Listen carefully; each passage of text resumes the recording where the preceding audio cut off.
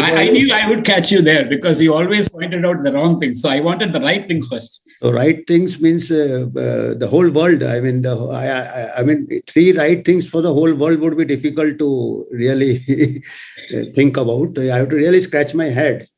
I think right thing. Let us see how it happened. The pandemic started in China, so then it went to Italy, then the lockdown, and then there was a panic. So, right thing was, of course, initially the lockdown was announced for 2 weeks. I mean, that is the only right thing, I think, which was overwhelming the hospital services. That also is debatable. I mean, that is partly right because it did not really check the transmission. And I would say the wrong thing India did was follow the West, follow the WHO and follow the CDC, because the data from the Western countries could not be extrapolated to a country with different demography. And it did the right thing. I mean, I wouldn't say it did the right thing, but it had the right intentions. I mean, it was an act of, I would say, omission rather than commission. And it did everything right in good faith as per the guidelines of the I mean, I wouldn't say WHO or CDC, as per the Western countries, what they were doing. And as per the guidelines from USA, the signals from USA, I would say, because that's a bellwether of the global policy. And I have seen whenever one follows the USA, you land in chaos, whether it is in war or in pandemic. So I think it has, the right thing was trying to, I wouldn't say right, but right intentions was trying to prevent the pandemic taking roots in India. So it with right intentions, our Prime Minister announced on 24th March total lockdown. So that was a right intention, but that was something which ultimately turned out to be the wrong thing. So there is, this is such a difficult situation, pandemic, that with every right thing, there is a wrong thing. I mean, the right and wrong are not in black and white. So it is the degree of wrongness and the degree of rightness. So it would be very difficult to 1, 2, 3, because I can make 10 things which have something right in it and something wrong in it. So, I mean, like the second was the vaccine. Something is right in the vaccine, like vaccine can prevent severe disease and death, particularly for the elderly. And the wrong thing is that you have to use it judiciously. So rolling out in a haste across the young people who are not without proper risk benefit evaluation is not very right, I would say. Yeah, I wouldn't say it is wrong and right. As I said, in this complex things, actually the world tried, and India also tried to make decisions on black and white. So that nuanced decisions were missing. Taking each situation is different, each region is different. So there was something right and something wrong, and some states did something right in the beginning, and subsequently it turned out to be not very right. Like those states which fared well in the initial phase, like Kerala and all, they lagged in the later phase. I mean, the intentions were right to check the spread of transmission, but once the community transmission had taken place, and that was another major wrong thing the country did, not accepting there is community transmission. Because if you accept community transmission, you could have saved a lot of resources in chasing the virus, which was futile because it spreads very rapidly. You could have focused more on treating the really people who require treatment, that is the moderately ill and those who are having severe disease. So you could have concentrated on resources that way instead of so there were I mean, it's a global chaos, actually. I wouldn't say India or any country. There were only one country which did right, two countries like Sweden, but they were told that they are doing wrong in the beginning because there was mathematical models which took things, like human beings as inert units rather than social beings.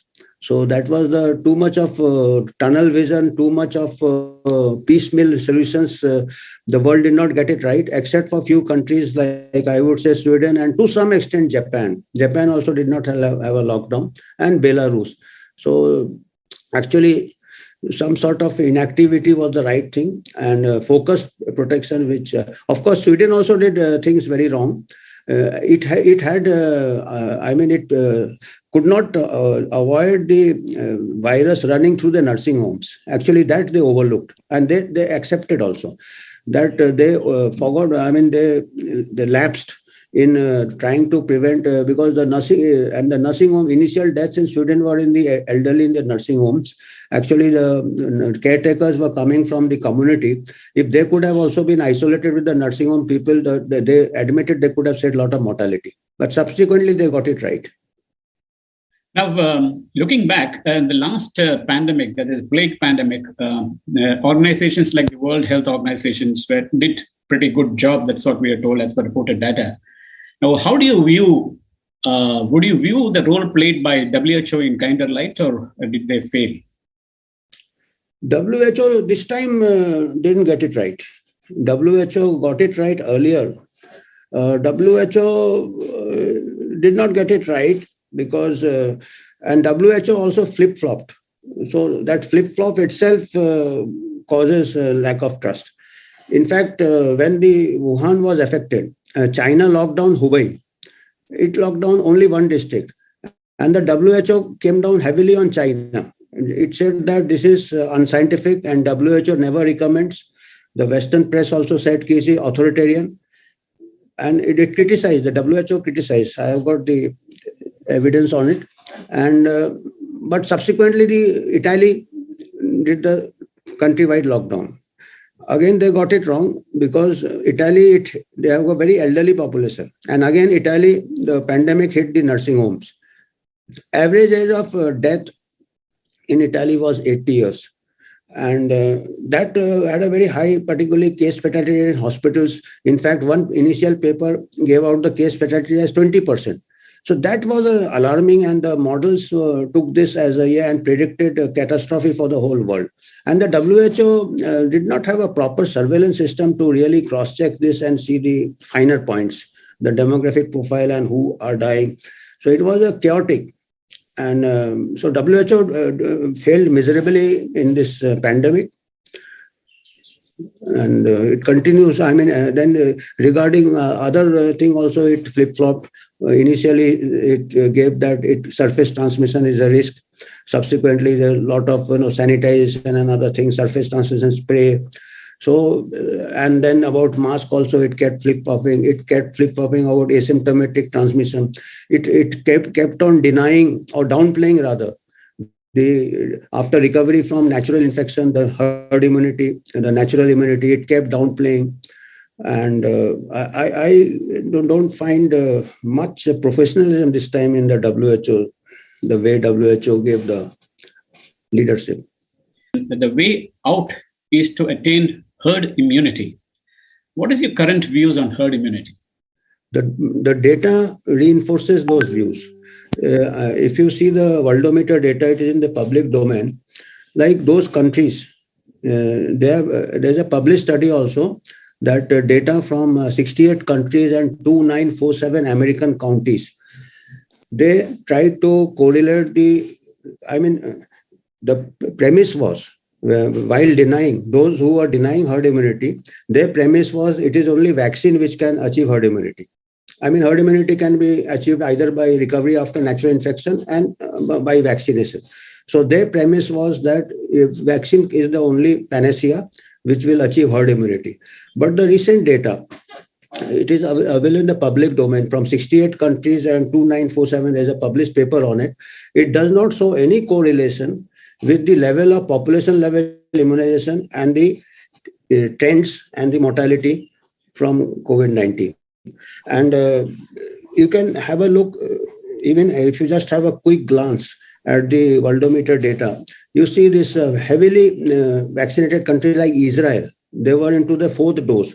They are having a peak. They had rather, after the peak, it comes down naturally, because even if the vaccine fails, large number of people get infected and ipso facto, they get the herd immunity from natural infection. Some due to vaccine immunity and more strongly due to the natural infection. And then subsequently studies from Israel, it has established that the natural infection gives 13 to 27 times more robust immunity than vaccine-induced immunity. So these are scientific papers and established evidence. And grudgingly, the CDC also after 2 years grudgingly admitted that herd immunity or natural immunity is stronger than vaccine-induced immunity. And the data is also showing, I am being very closely following Sri Lanka, Pakistan, Bangladesh, or neighboring countries, because I never believed from the beginning that we should extrapolate from the Western Hemisphere, because their demography is different, their obesity rates. I found a very strong correlation with the obesity. They are 3 times more obese than us. So I thought we should take, and the population density is much less. We have got a very high, 10 times more population density, India, Pakistan, Bangladesh, Sri Lanka. So I took similar countries, I was following the data. Sri Lanka was doing very well till March 2021.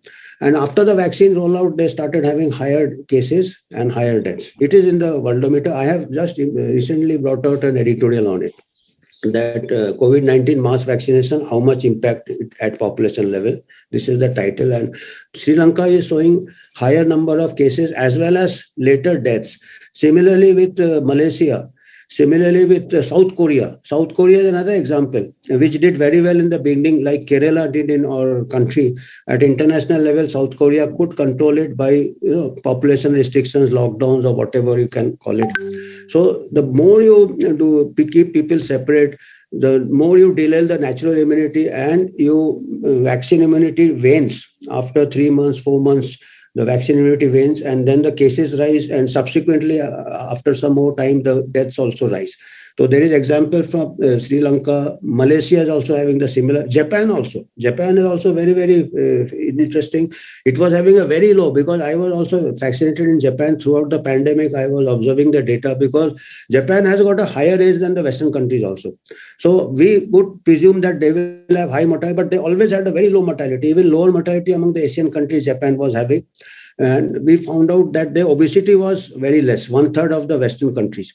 So obesity was the biggest predictor. And after the vaccine rollout, they had a spike in the cases as well as the death. So something very strange is happening. So either vaccine, and they have also accepted that the vaccination is not preventing the transmission. Transmission is continuing, and that transmission may give rise to the natural infection and some level of herd immunity. So these are, again, as it is, it's pandemics are complex things. And the policies, the global policies have made it more complex. So now it is very difficult to really, tease out what's happening. Because you are rolling out a mass vaccination in country after country. What happens, you are not having this is experimental going on. You should have a control group. Some districts could have been kept as controls, that we will never know what's happening. Yeah. Apart from Pakistan, Bangladesh, Sri Lanka, Malaysia, and Japan. Bangladesh, Pakistan is doing very well. I mean, I forgot to, because they have got a lesser vaccination coverage, but because of the dense population, the virus must have run through them. Okay. With the minimum casualties and minimum deaths because of the younger population. You mean to say they had a lot of natural immunity? Natural immunity. Same thing in Africa. Africa is having, most of the African continents, if you see, their vaccination coverage is less than 3%. Most of the countries in Africa, except for South Africa, it has got 30% vaccination coverage, but it has got the 4-digit mortality compared to 1 or 2-digit mortality in countries which have got 1 or 2% vaccination coverage. So South Africa is a higher vaccination coverage. But what is different in South Africa? South Africa, the obesity rates are more or less similar to the Western countries. Other African countries are very, very lean. But South Africa, and then subsequently there are studies also that if you can control your obesity, control of obesity gives you 70-80% protection from the severe COVID and death.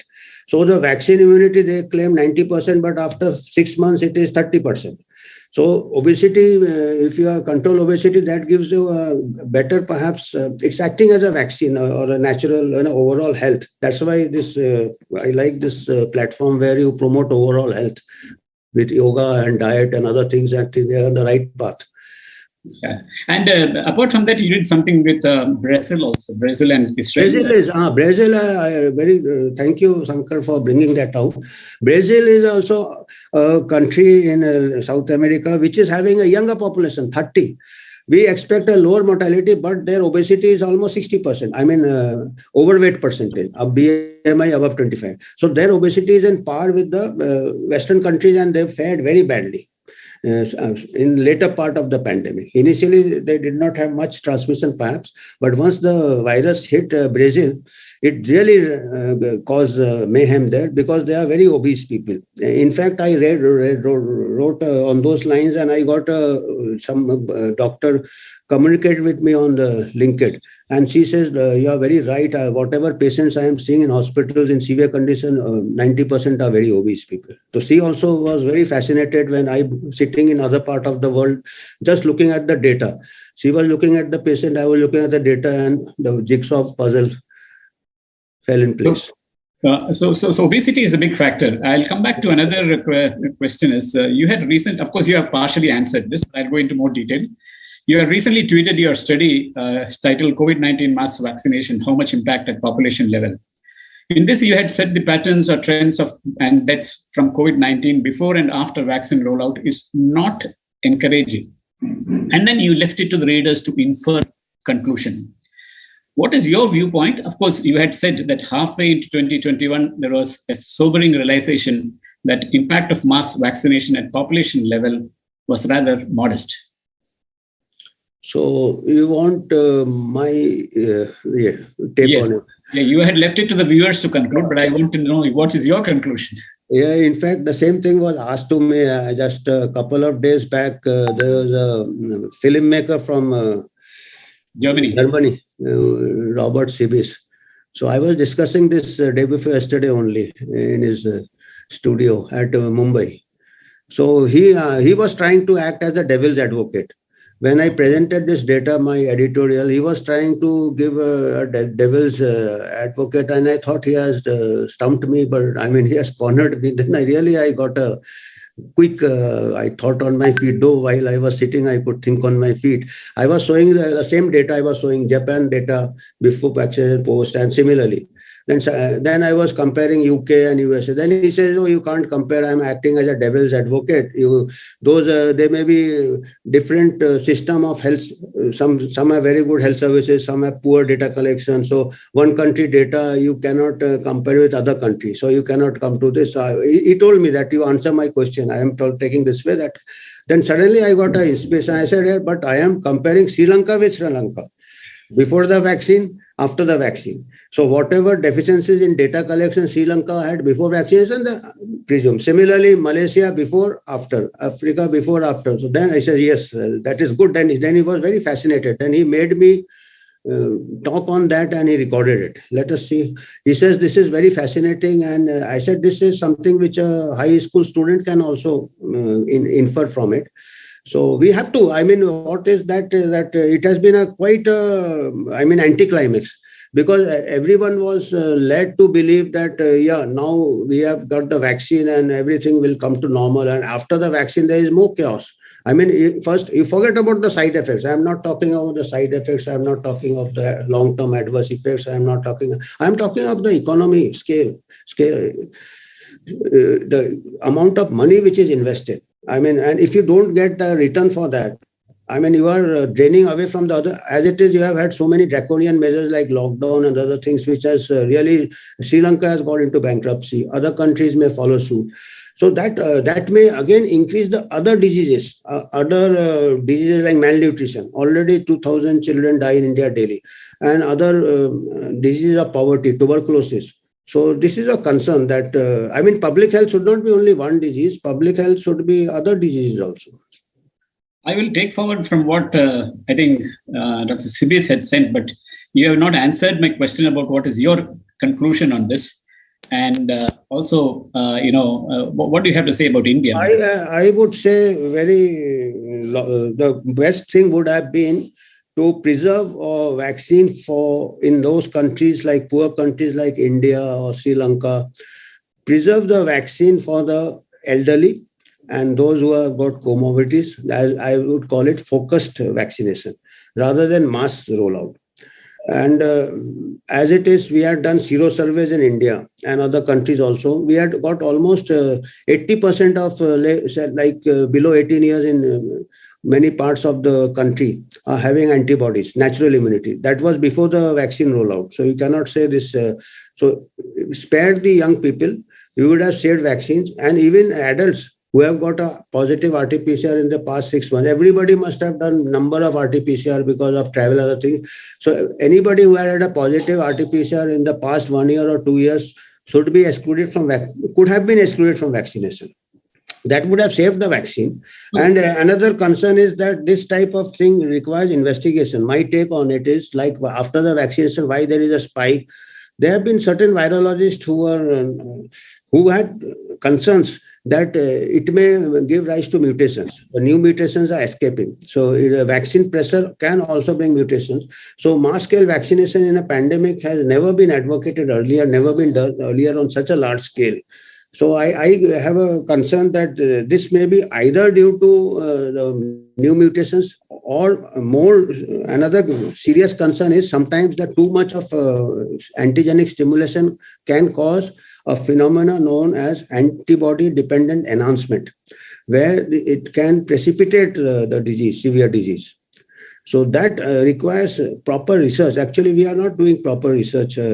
We are not considering these questions. So this is something which we should. Do you think, in this context, do you think the rollout that is starting from today, the paid vaccination, is also not a focused vaccination? Paid vaccination? Yeah, that is starting from today for anyone between 18 and that is not vaccination, the booster dose. Precautionary dose. Yes. It's not required, actually. It can be only for only for people who are comorbid rather than mass vaccination. Certainly, it should not be rolled out at a small scale. There are Western countries that are doing it, but they are not doing it correctly. There are concerns because if you see, particularly in young people, there have been increase in myocarditis from the baseline level in the Western countries. And in our country also, there have been particularly some vaccines are causing the clots and other things in younger people. So, and younger people at almost negligible risk, particularly those who have recovered. And most of our people, we can take it that they have faced a natural infection. So we have a very strong, robust immunity. And I think that is the only thing that after mass rollout vaccination, we are not having a spike because it is a prior natural immunity which is saving us compared to the Western countries which are not so dense. And they are having much less natural immunity, like 25 or 30%. We are having 80% plus. The way it has been stigmatized from the very beginning. I mean, it started anyone working in a hospital was stigmatized in spite of the thalis and other things. But once they came back to their own colony, they were stigmatized and not allowed. So in doctors or paramedical. So stigma has been a continuous and shaming has been then after them, masking became a stigmatizing and then anybody died in the family, the family was stigmatized. So it was very unfortunate that we could not tackle this stigma from the very beginning. Now, after the vaccine rollout, the people who refused the vaccine were getting stigmatized. That would have been justified if the vaccine had prevented the transmission. But subsequently, the vaccine manufacturer also considered, in WHO, CDC considered that it does not prevent transmission. They said that it prevents severe death and hospitalization. So once if it doesn't prevent transmission, a vaccinated person is also spreading the infection. So there is no scientific background to stigmatize a person who is not taken the vaccine. In fact, they have done studies and found the person who has recovered from natural infection has got more, they cannot transmit. I mean, they transmit less than those vaccinated person. So particularly in our country, 80% of people have faced the infection. So practically everybody, so this vaccine will not give much benefit. And had they kept a control group, we would have had a very clear answer. So unfortunately, the control group is not being kept here. Everybody is, and actually on paper, and even the affidavit given by the central government to Supreme Court says that vaccination is totally voluntary. And once it is voluntary, and then the second line says that everybody, all states should ensure 100% vaccination. So, I mean, on one hand, it's saying voluntary, then on the other hand, the guidelines goes down that ensure 100%. I mean, it's something like a catch-22 situation. The whole pandemic has been a catch-22. Has any country kept a control group? It's a very important point that you raised because you should have a control group to know what exactly is happening. Did any country do this? No, I don't think so. The only way has been that some countries are under-vaccinated, countries after countries. So that is the only control group. Like African continents have got less than 5% vaccination coverage, and Bangladesh perhaps 40% vaccination. That's also pretty high. But the African, but then they were trying to roll out vaccine there also. But they should keep some control group, and it's difficult. Yeah. Because then they will say that they have got different, Africa is being because of obesity and age and other things. So we control groups should be randomized, proper cluster randomized trials could have been done. I mean, it's quite very, very puzzling how there has been no science in this pandemic. Quite true. Very true. Very true. I think this is a very important point that you raised, because unless you have a control group, you do not know how exactly things work. And it should be based on population, the age factor, the comorbidity factors. All this should have been really taken into consideration. Now, what are your views on long COVID? Some say that long COVID may last up to 3 months, while others say it is 6 months. Some say it is 2 years. So what is your view? Again, they should have a control group. I mean, why I'm saying is, it's a very good question.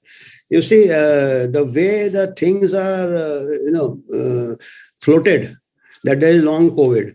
And the whole pandemic has caused, as we also remarked earlier, mass psychosis, mass obsessive compulsive disorder. So everybody has become neurotic. So a person who believes in long COVID, he has recovered from COVID.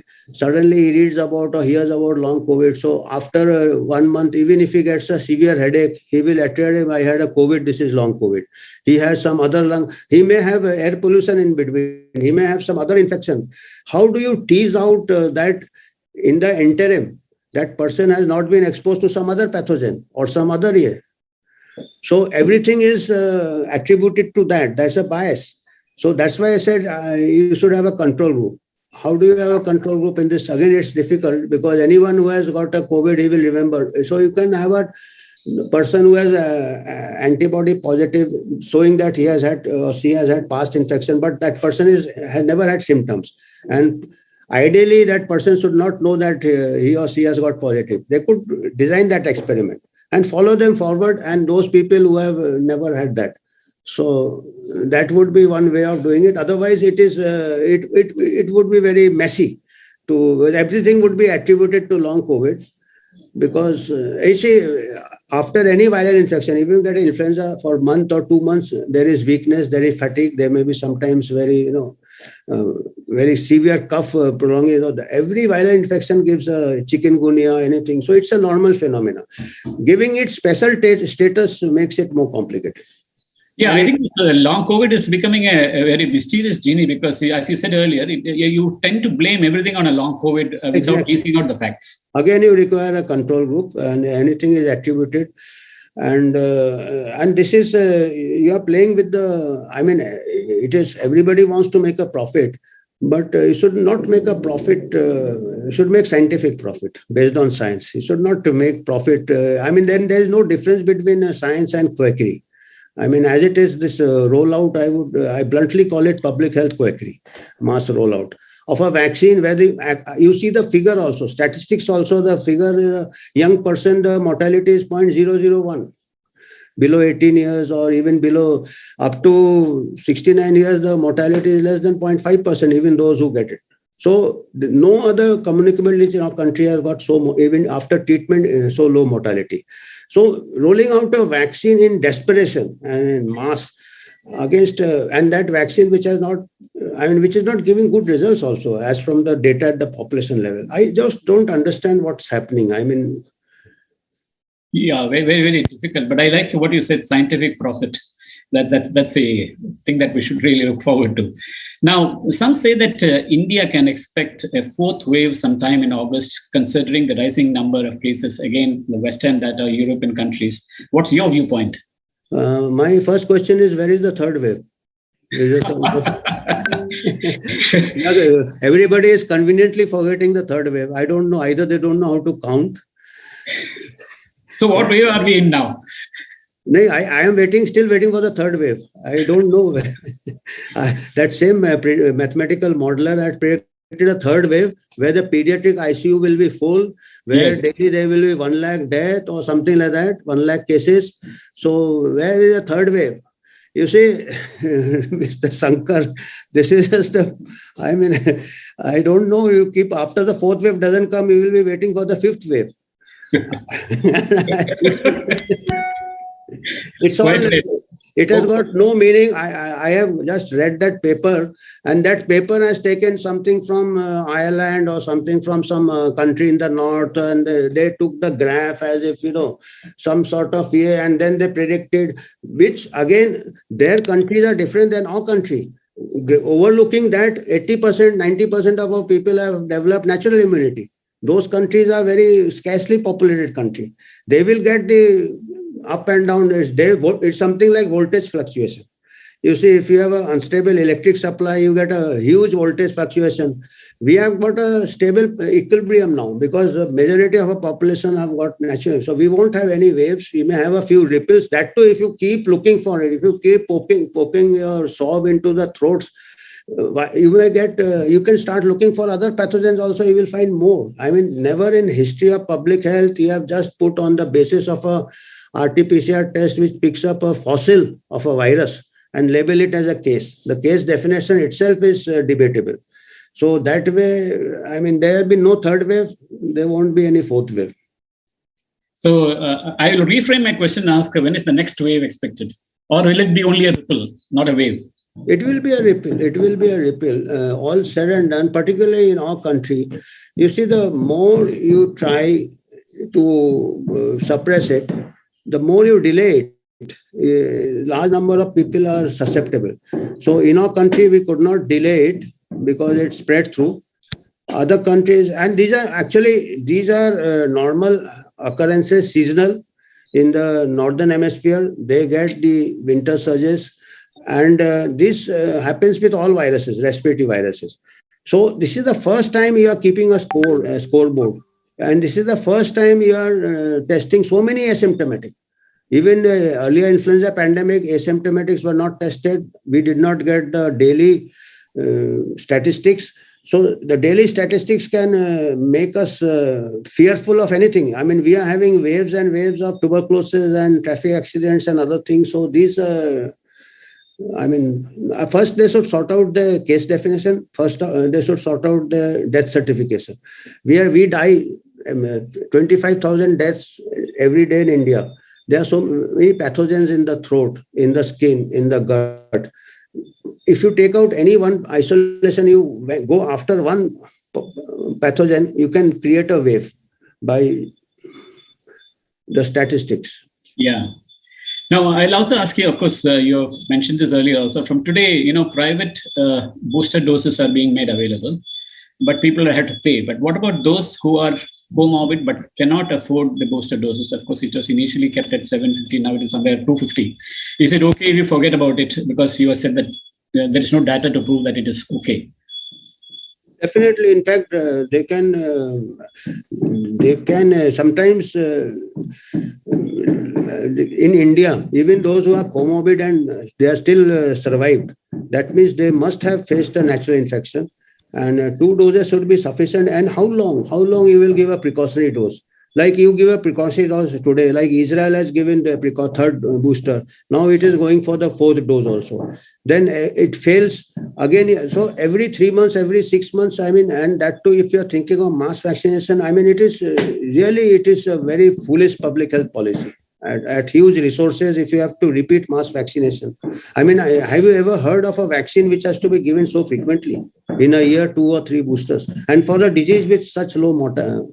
And if a person who has got comorbidity, I would suggest to take care of the comorbidity. Take care of his diabetes or hypertension or...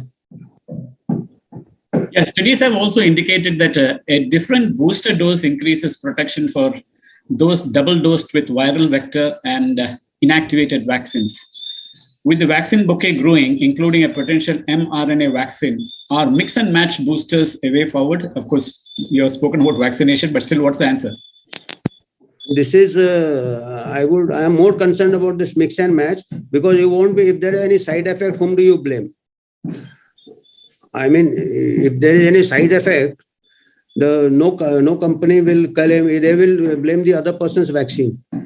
I mean, as it is, you have made the evidence weak. By mix and match, you are still tampering with evidence. I would call it tampering with evidence. At first, you didn't have a control group. You wouldn't know whether vaccine is working. Now you are doing mix and match. You wouldn't know which vaccine is causing harm. I think there was a study from Vellore. That studies they can do. They can just do the surrogate measure the antibody spike. But how most of the vaccines, they have done a surrogate measure. Their endpoint has not been severe disease or death. Endpoint has been the response to antibody. So response to antibody is just a very surrogate marker. Their actual long-term immunity is given by the T cells and other immune system, part of the immune system, memory cells. So this is a very poor marker of immunity. So my viewpoint is that whatever subsequent variants come, they are weaker than the initial variant because the virus is also trying to adapt. So this, I have been telling earlier also that those viruses which are more lethal, which cause symptoms, they lose in the selection. They lose out on the selection. And only mild variants will survive. And even a person who has recovered from a natural infection, because however, how much the mutation, the virus cannot mutate than 1 or 2%. The 99% of the epitopes remain the same, the nucleic, the bases. So it doesn't, but if a vaccine are part of the, like spike protein, like the Omicron, the spike protein, there were 30 or 40 mutations in the spike protein. And most of the vaccines targeted as spike protein, the Omicron will escape. So therefore, the chances of escape is more with a vaccine than a person who has recovered from natural infection, where the body is exposed to the whole virus. So that's the very reason. I mean, these are common sense things, and that's why the studies also show 13 to 27 times more robust immunity from natural infection. So by and large, even with after vaccine failure, we will get natural immunity because the vaccine is leaky, transmission has taken place. So the cases will come down, the deaths will come down, and even if there are mutations, it won't affect much. And now I'll come to some lighter aspect. From being a professor, a researcher, a commentator, you wear multiple hats. The latest being as an actor. Yeah, you're featuring in a documentary. Of course, I won't bracket you with the Bollywood acting, but you are now featuring in a documentary on Corona along with Professor Raman of IIT Mumbai and Robert Sibis of Germany. Can you shed some light on your role in the documentary and what it is all about? In fact, I would go a step further. I mean, I would go into commercial movie also. I mean, not only Bollywood, I may just hit Hollywood directly. You see, I suppose speaking with the director, Robert Sibis, and he's not only a documentary filmmaker, he also makes theatrical movies also. And I mean, it was a coincidence. I don't know whether it's a compliment. In fact, when I was young, The Godfather came out. And my friend told me, you look like Marlon Brando. So I didn't take it because that time I was young. I said, I thought I am James Bond. How are you call me Marlon? I used to think I am Sean Connery that time. So now he said, you look more like Marlon Brando. You have got those, whatever, I don't know what angle he was seeing.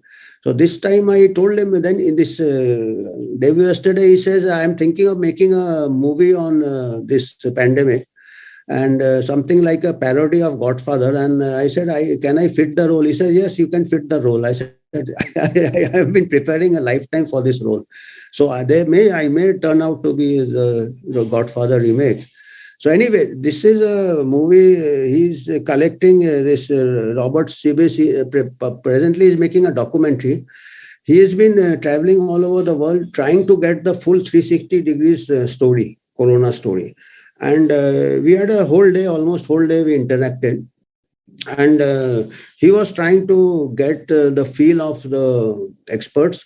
And then he is also aware, and it's a global phenomena, that most of the experts who are,